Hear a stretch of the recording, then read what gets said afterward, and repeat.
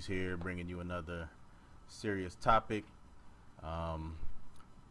As usual, got my notes handy here, so if you see me looking down, that's what I'm referring to. Haven't came up with a title for this one yet. Originally, I wasn't going to make this video, wasn't going to post this video.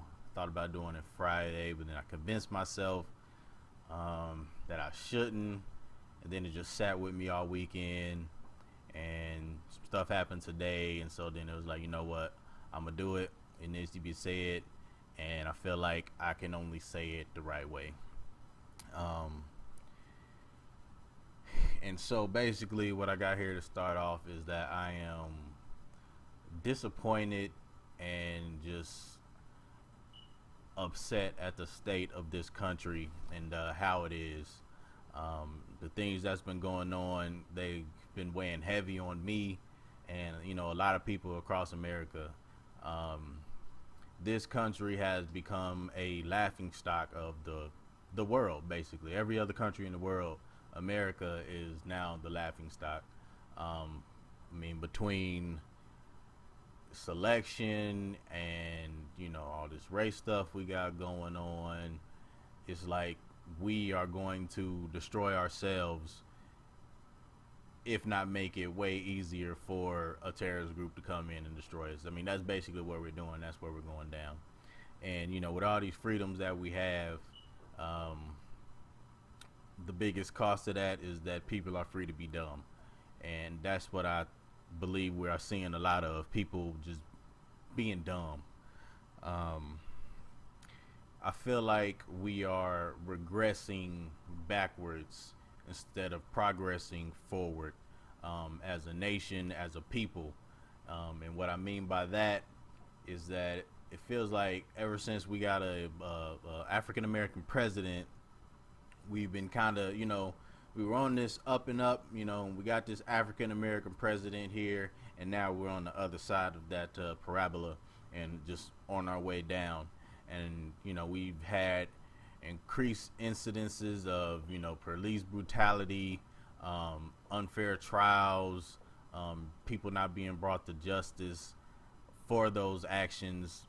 In regards to police brutality, it seems like we've just seen an increased amount of that. Almost as if it was like, yeah, you got a black president, but your race, your culture is still nothing but violent degenerates. That's what it seems like. And that may not be the case, but that's just kind of what it feels like. I feel like that's going to lead us back to, I feel like we're back on our way, maybe not all the way back to slavery, but I think we're coming up close to segregation again. I think that's coming up, and hopefully not, but I just feel like another civil type war situation is about to happen. But yeah, I feel like we're getting close to that boundary of going back to segregation, just as a means to try to keep peace or something. And that's crazy. And this will lead into my next topic. Martin Luther King, if he was alive today, he would be horribly disappointed. He would be just miserable at the state of affairs, what he died for, what he worked for. He would be so disappointed in where we are now. This whole Black Lives Matter movement, what it started off as was noble and was a great cause. What it has since turned into is just terrible. It's unexcusable. Black Lives Matter started off as a means to give awareness to police brutality, injustice that black people have been receiving for 150, almost 200 something years. You know what I'm saying? Like, that's what the movement started off as. Noble cause, commendable. What it has morphed into is people chanting, kill. First it was, kill police officers. Then it was kill white police officers. Now it's kill white people. Uh, you know, if they're a police officer, great. You know, just kill white people. And Martin Luther King Jr. would scoff at that. And you know, I have a copy of his "I Have a Dream" speech right here, and I'm gonna read 2 quotes. And also, what I'm gonna do at the end of this video is I'm gonna play his "I Have a Dream" speech so you can see it.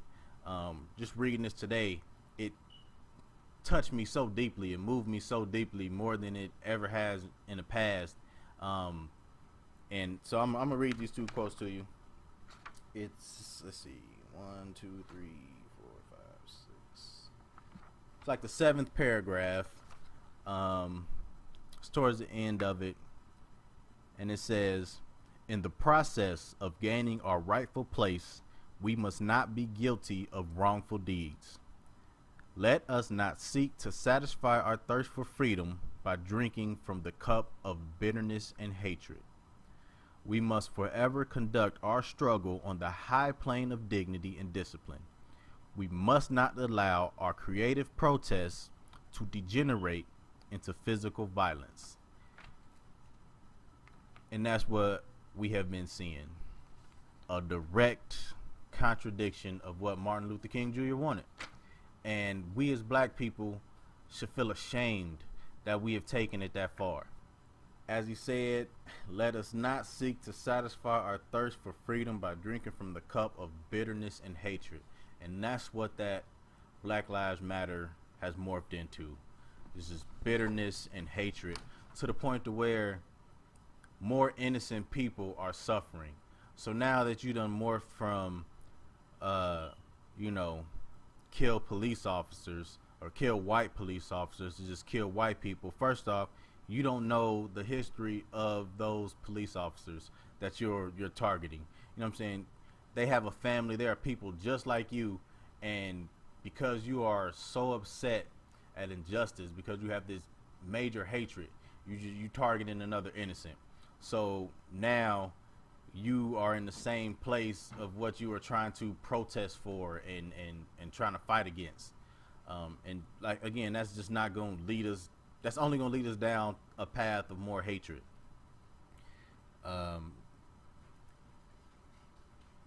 One of the biggest arguments I've heard about, you know, they say if you don't support Black Lives Matter and you say all lives matter, then you're missing the point.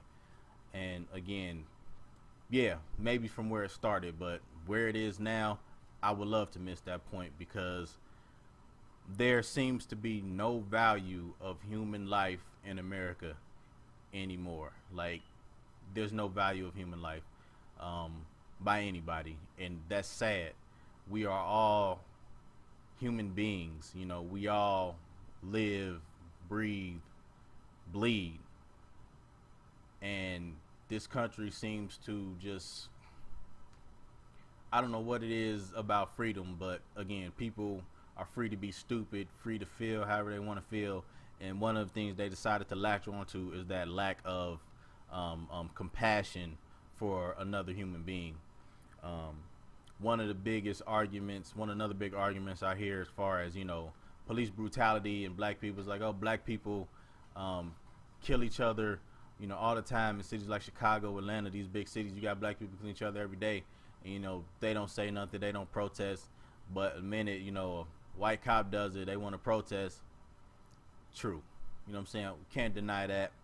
But there are 2 parts to that argument. The first being, if you are a police officer, if you are a person in a position of power, you are held to a different standard. Your quality measurement is different than that average person, that average Joe down there. So just because this person is doing it doesn't mean that you can. You are held to a higher standard. You are supposed to protect the people. You are supposed to serve the people. That is your job. If you feel like you can't do that, then you shouldn't be in that position. You should bow out. You know what I'm saying? You shouldn't have got there in the first place. Black people,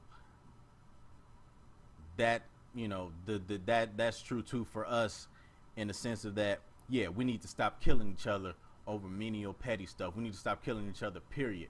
But, you know what I'm saying, you do it over, oh, I like your shoes, pop, pop, I'm taking them shoes.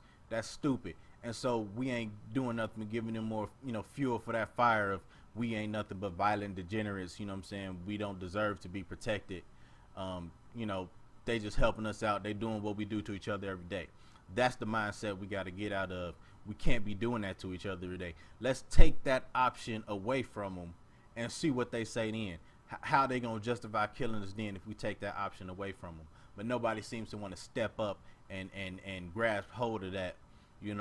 I know people like fast money, good worldly living and all this stuff, drinking, doing whatever.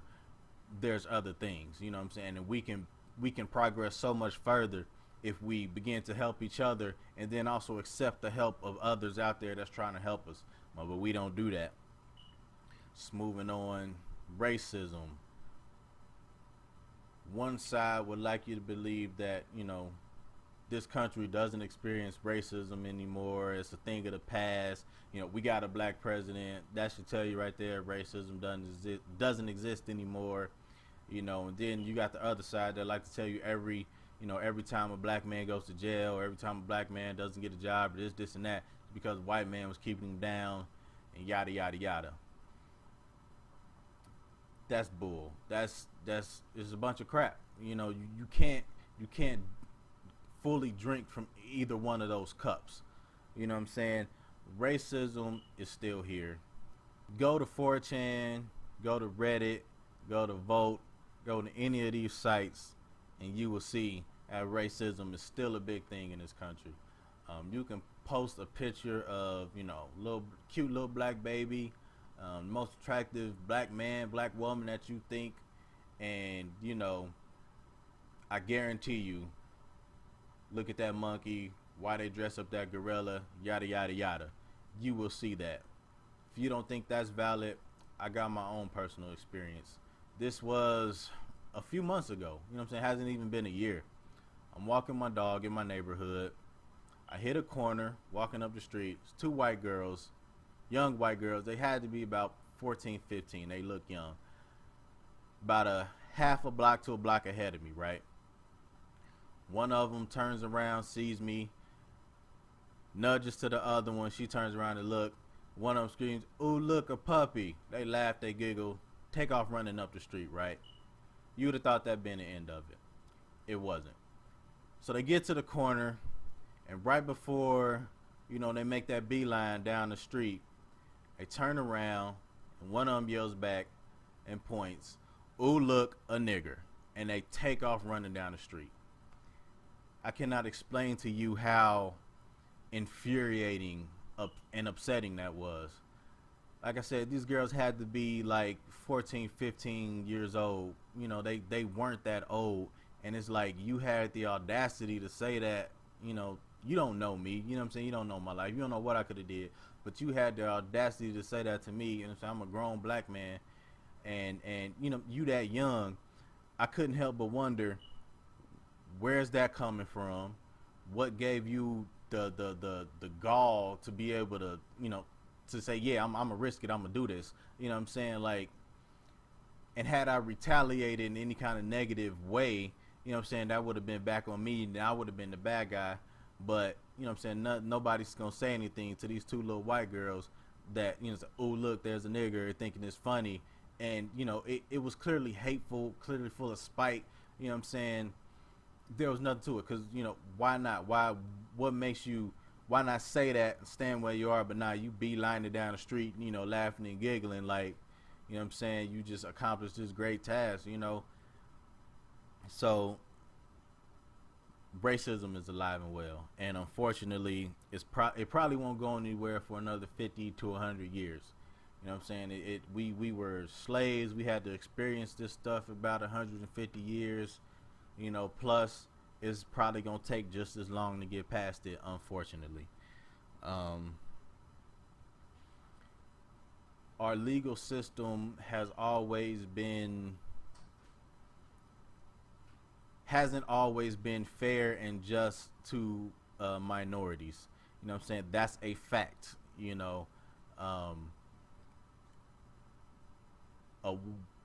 Back in the day, black males were getting accused for petty crimes, whistling at a white woman and getting, life in prison.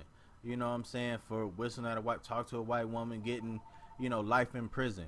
You know, unfair punishment, unjust punishment. You know what I'm saying? Not being able to be convicted by a jury of their peers. You know what I'm saying? These are all facts. You know what I'm saying? We cannot deny that this stuff has happened. It has happened. You know what I'm saying? There are facts. There are cases.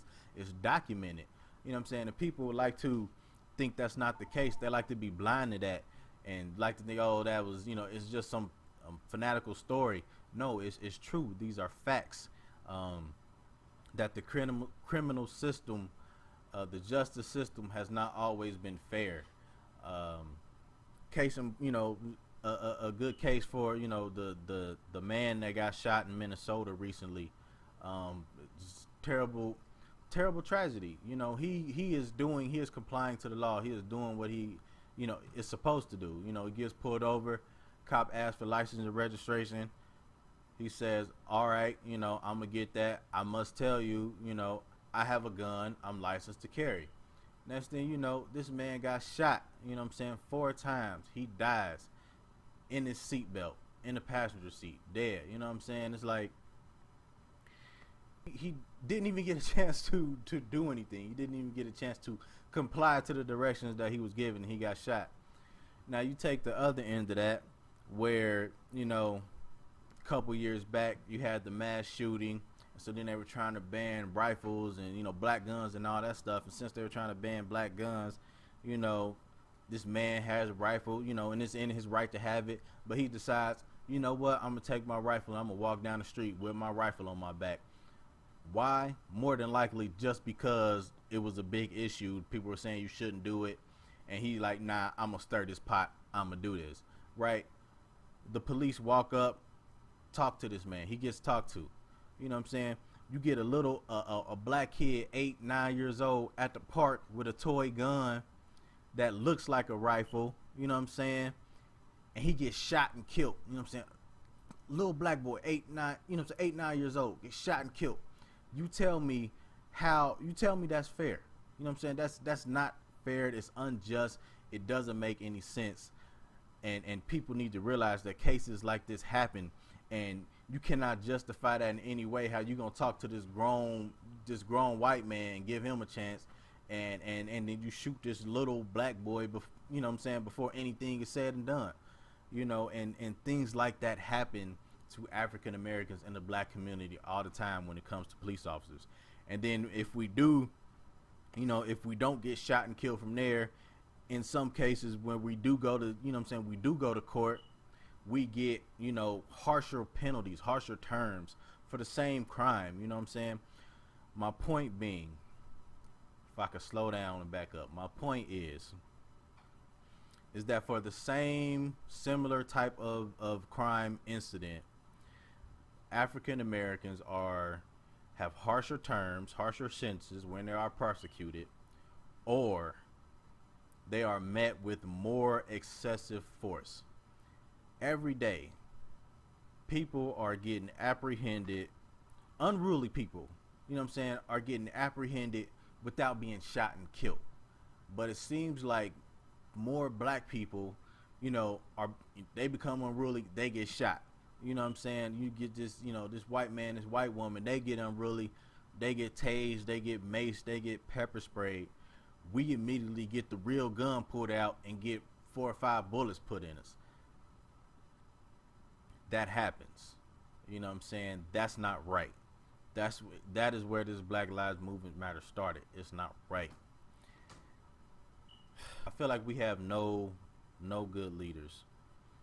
We no longer have any Martin Luther King Jr.'s to stand up and properly speak out about the injustices that are occurring in the black community. And that saddens me. And so I've realized that I have a way with people. I can communicate effectively enough, I feel like. And so I've decided to step up and make videos like this, put them out there, and I know I have to do more than just sit at home on my computer and make these videos, and so I will do more. And like I said, just after reading the speech today, I cried a little. I'm not even gonna lie, I cried a little because it was like everything he's telling us not to do, we're doing. Everything he's saying do, we're not doing. You know what I'm saying? And this was, what, 53 years ago. And it was like, we don't have a Martin Luther King Jr. today. All we have is nonsense. All we have is people trying to tell you that it's only this way or it's only that way. It's only racism. They only against you. You know what I'm saying? And it's not. We have nobody saying, help your brother, love your brother, help each other.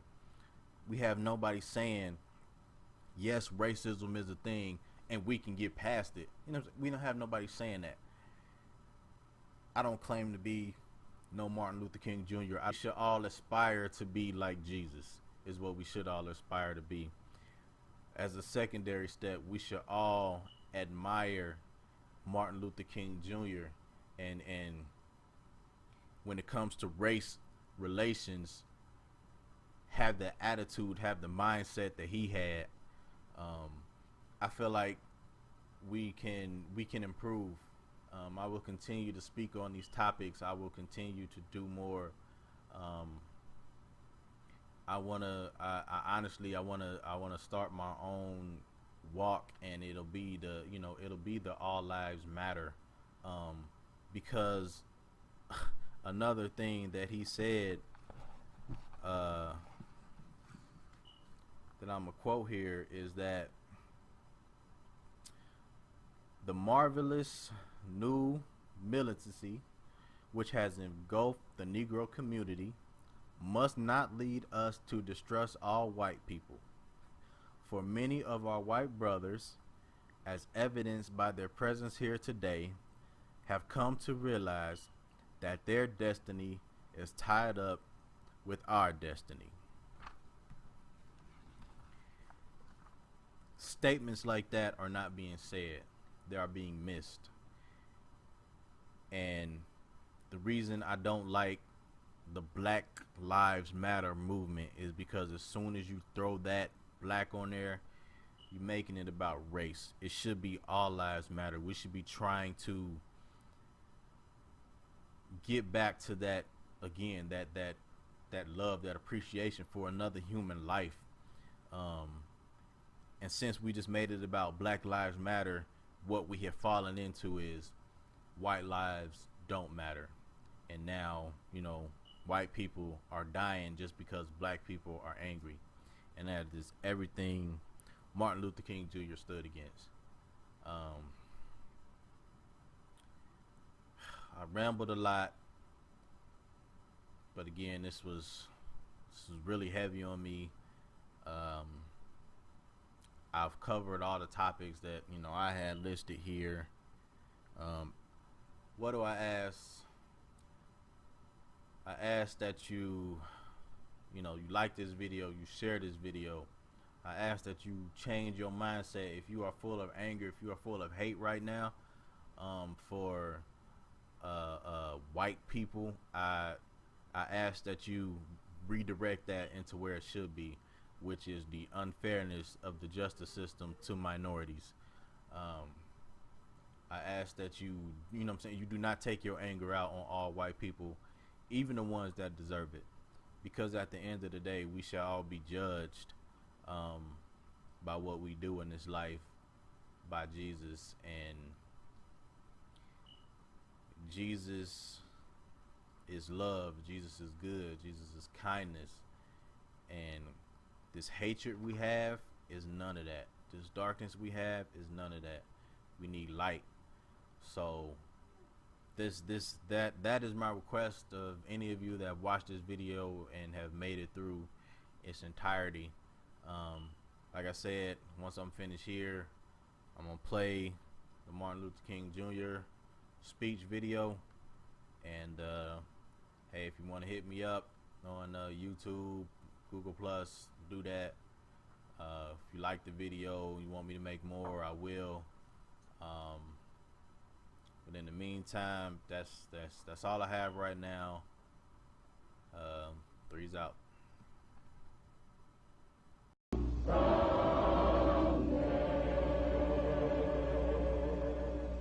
At this time, I have the honor to present to you the moral leader of our nation. I have the pleasure to present to you Dr. Martin Luther King, Jr.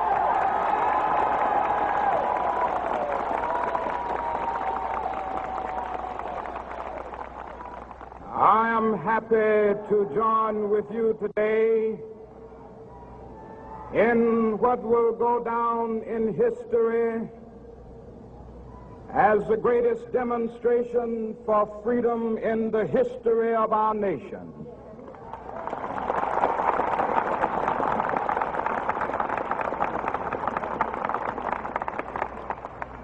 Five score years ago, a great American in whose symbolic shadow we stand today signed the Emancipation Proclamation.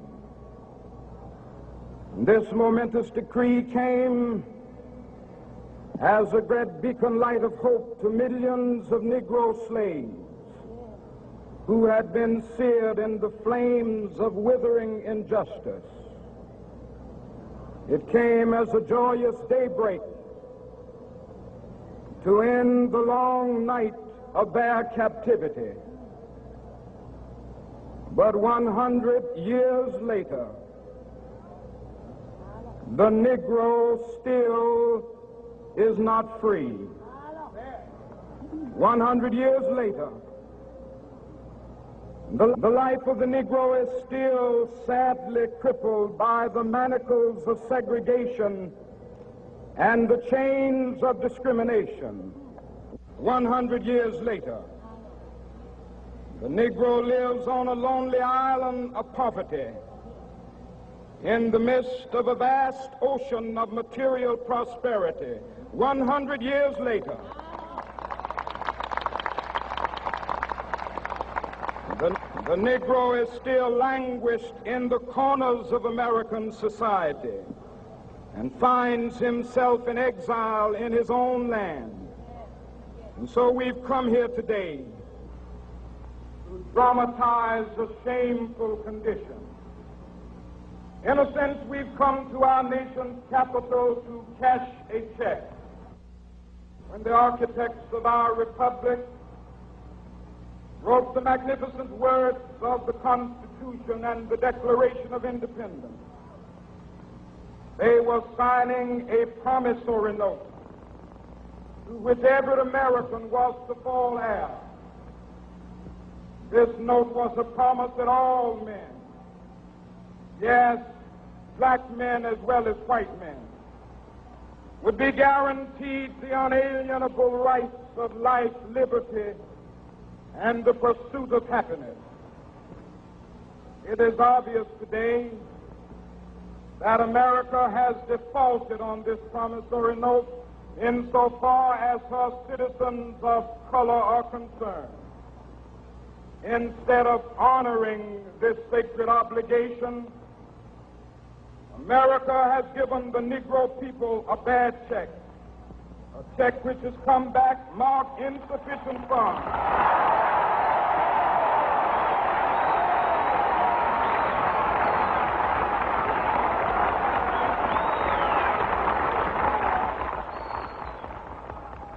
But we refuse to believe that the Bank of Justice is bankrupt. We refuse to believe that there are insufficient funds in the great vaults of opportunity of this nation. So we've come to cash this check, a check that will give us upon demand the riches of freedom and the security of justice.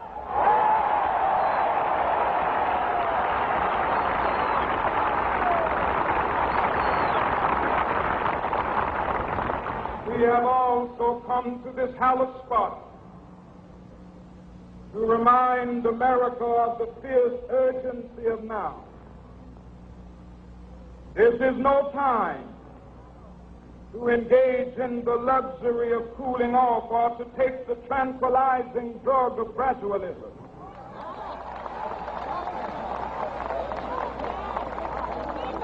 Now is the time to make real the promises of democracy. Now is the time to rise from the dark and desolate valley of segregation to the sunlit path of racial justice. Now is the time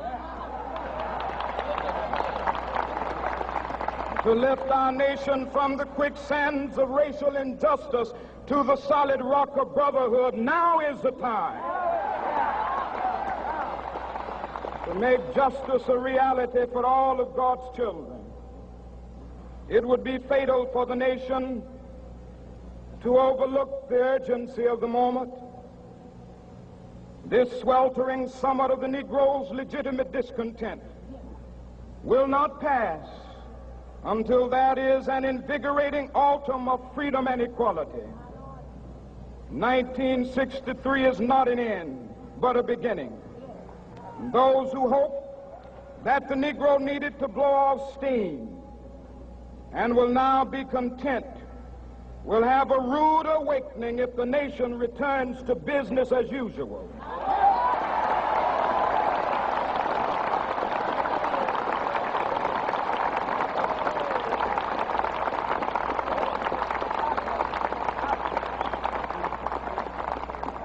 There will be neither rest nor tranquility in America until the Negro is granted his citizenship rights. The whirlwinds of revolt will continue to shake the foundations of our nation until the bright day of justice emerges. But that is something that I must say to my people who stand on the warm threshold which leads into the palace of justice. In the process of gaining our rightful place, we must not be guilty of wrongful deeds. Let us not seek to satisfy our thirst for freedom by drinking from the cup of bitterness and hatred.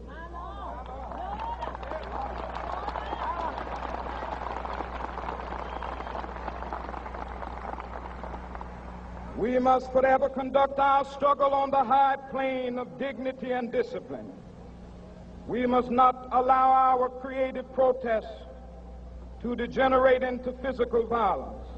Again and again, we must rise to the majestic heights of meeting physical force with soul force. The marvelous new militancy which has engulfed the Negro community must not lead us to a distrust of all white people.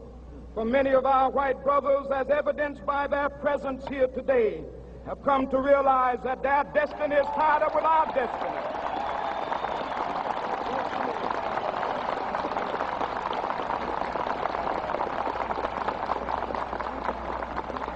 And they have come to realize that their freedom is inextricably bound to our freedom. We cannot walk alone. And as we walk, we must make the pledge that we shall always march ahead. We cannot turn back. There are those who are asking the devotees of civil rights, when will you be satisfied? We can never be satisfied as long as the Negro is the victim of the unspeakable horrors of police brutality. We can never be satisfied as long as our bodies, heavy with the fatigue of travel, cannot gain lodging in the motels of the highways and the hotels of the cities.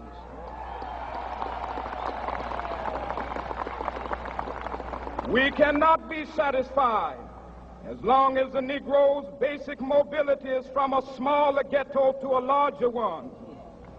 We can never be satisfied as long as our children are stripped of their selfhood and robbed of their dignity by signs stating for whites only.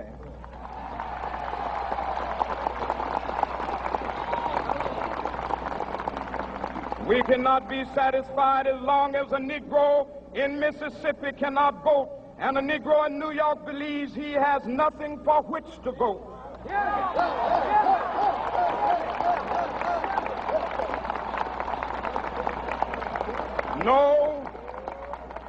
No, we are not satisfied, and we will not be satisfied until justice rolls down like waters and righteousness like a mighty stream.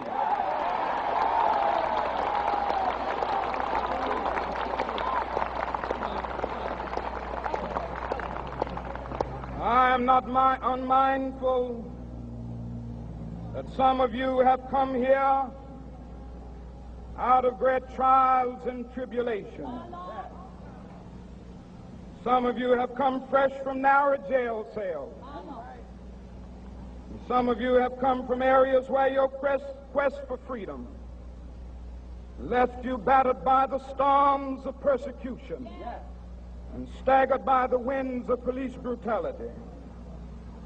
You have been the veterans of creative suffering.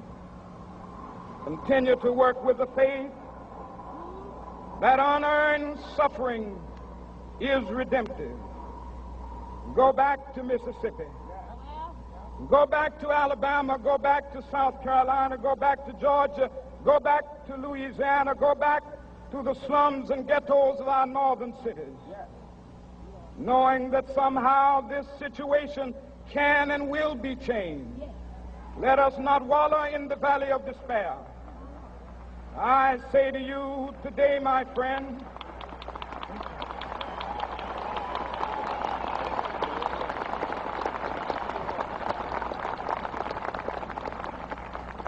so even though we face the difficulties of today and tomorrow, I still have a dream.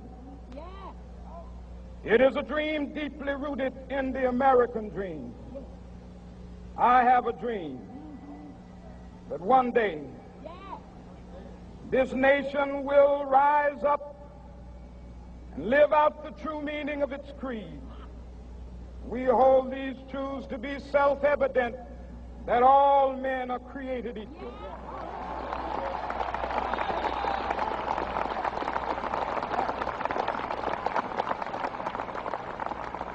I have a dream that one day on the red hills of Georgia, the sons of former slaves and the sons of former slave owners will be able to sit down together at the table of brotherhood. I have a dream that one day, even the state of Mississippi, a state sweltering with the heat of injustice, sweltering with the heat of oppression, will be transformed into an oasis of freedom and justice. I have a dream that my 4 little children will one day live in a nation where they will not be judged by the color of their skin, but by the content of their character. I have a dream today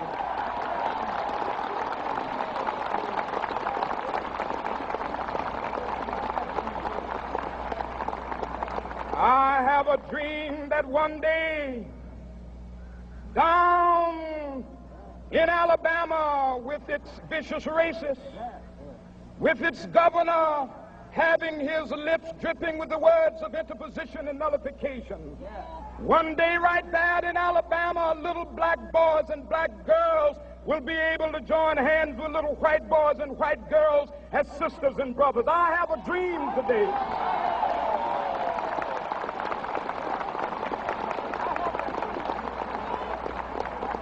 I have a dream that one day every valley shall be exalted, and every hill and mountain shall be made low, the rough places will be made plain, and the crooked places will be made straight, and the glory of the Lord shall be revealed, and all flesh shall see it together. This is our hope. This is the faith that I go back to the South with.